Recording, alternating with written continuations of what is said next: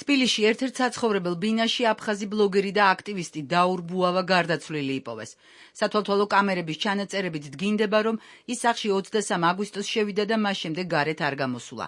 მეზობლებმა სამაშველო ბრიგადა მას შემდეგ გამოიძახეს, რაც კორპუსში უცნაური სუნი იგრძნეს.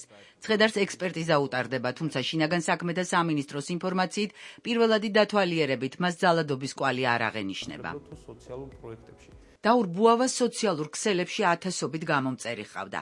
ის თბილისში 2021 წლის შემოდგომაზე ოკუპირებული ტყვარჩელიდან ჩამოვიდა იმისთვის, რომ საკუთარი თვალით დაენახა რეალობა და დაემსხვრია სოხუმში არსებული ანტიქართული პროპაგანდა. ჩემოდებოდა ძმებო აფხაზებო, დადგა ის დრო, რომელზეც დილიხანია გესაუბრებოდით, ხელის გულზე გიჩვენებდით, რომ თქვენ გამზადებდნენ სრული შთანთქმისთვის და დღეს თქვენ უკვე გართმევენ თქვენს აზრს. საკვანძო გადაწყვეტილებებს მიიღებენ არა აფხაზეთში, არამედ მის გარეთ, მოსკოვში, რომელიც ყველაფერს გააკონტროლებს. აფხაზი ახალგაზრდობა ამ სისტემის მძევალი ხდება. მომავლის ნაცვლად მათ თავს ახვევენ დამოკიდებულებას.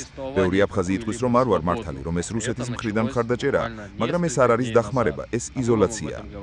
რუსეთიდან მოდიან ნამესნიკები, რომლებიც აფხაზებს მხოლოდ მეორე ხარისხის მომსახურე პერსონალის ფუნქციას უტოვებენ.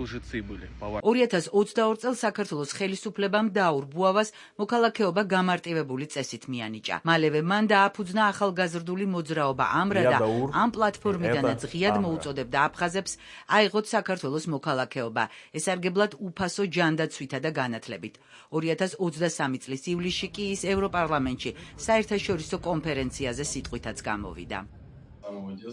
ბავშვობიდანვე აფხაზ ახალგაზრდებს ჩასძახიან, რომ ქართველი ხალხი მათი მტერია. მე თავად აფხაზი ვარ და 2 წელია თბილისში ვცხოვრობ. აფხაზი ახალგაზრდობა საინფორმაციო ვაკუუმშია, რასაც აკეთებს მესამე მხარე, რომელმაც პროვოცირება გაუკეთა ამ კონფლიქტს და ეს იყო რუსეთი. დაურ ბუავას აქტივობები სოხუმის საოკუპაციო რეჟიმმა ღალატად შეაფასა და 2022 წელს მის წინააღმდეგ სამშობლოს ღალატის მუხლით სისხლის სამართლის საქმეც აღძრა. ისევე როგორც მის საქმიანობას, დაურ ბუავას გარდაცვალებასაც აფხაზურ საზოგადოებასა და პრორუსულ საინფორმაციო სივრცეში რადიკალური და ნეგატიური გამოხმაურება აქვს. ისინი ხაზს უსვამენ, რომ ბუავა ანტი-აფხაზურ და პრო-ქართულ პროპაგანდას ეწეოდა. მაგალითად, რუსული საინფორმაციო სააგენტო ევრაზია დეილი, რომელსაც პირდაპირ კავშირი აქვს კრემლის საგარეო პოლიტიკურ და პროპაგანდისტულ ხაზთან, დღეს აქვეყნებს ინფორმაციას სათაურით. აფხაზეთის მოღალატე თბილისის სახლში გარდაცვლილი იპოვეს. დაურ ბუავა 30 წლის ასაკში გარდაიცვალა. გამოძიებამ უნდა გასცეს პასუხი კითხვას, რა გახდა სიკვდილის მიზეზი.